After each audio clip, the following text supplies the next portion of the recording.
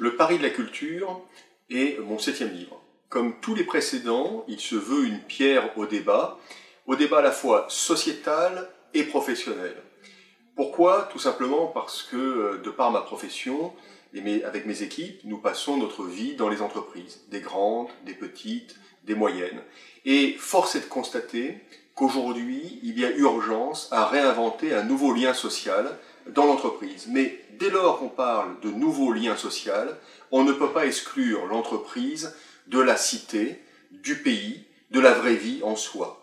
Et aujourd'hui, je ne peux malheureusement que constater qu'il y a effectivement un mal-être grandissant dans les organisations, et quand on creuse la raison de ce mal-être, on se rend compte que la plupart du temps, il y a un problème de culture d'entreprise, de rites, d'entraînement aussi du modèle de management. Et c'est ces aspects-là que j'ai voulu creuser.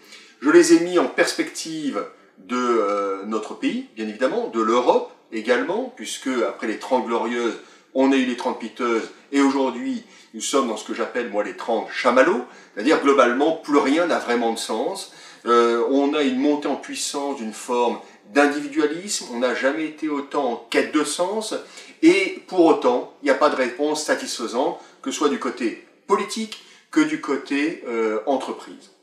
Donc, dans le pari de la culture, que d'ailleurs Mathieu Ricard a eu la gentillesse de préfacer, donc en apportant un regard avec beaucoup de distance finalement sur le quotidien des êtres humains qui sont dans les entreprises, eh bien nous avons balayé différents enjeux. Ces enjeux, ce sont ceux évidemment du management, mais de la prise de responsabilité surtout. Ce sont ceux bien évidemment du vivre ensemble et donc de tous les rites qu'il faut réinventer pour que l'entreprise redevienne une vraie aventure. Ce sont ceux également des nouvelles générations, et particulièrement la génération Z, née après 94, qui va arriver, qui n'a plus rien à voir avec les générations précédentes. Ce sont les enjeux du digital, bien sûr, et puis c'est de manière beaucoup plus globale, sont ceux des rêves. Je veux dire, quand on travaille, quand on est dans un monde professionnel, que l'on ait 20 ans, 30 ans, 40 ans, 50 ans ou plus, quel rêve, aujourd'hui, motive les êtres humains et en quoi la culture est une priorité pour apporter des réponses concrètes et ne pas être simplement dans une forme de langue de bois, telle que à la fois les politiques et certains professionnels aiment nous enfermer.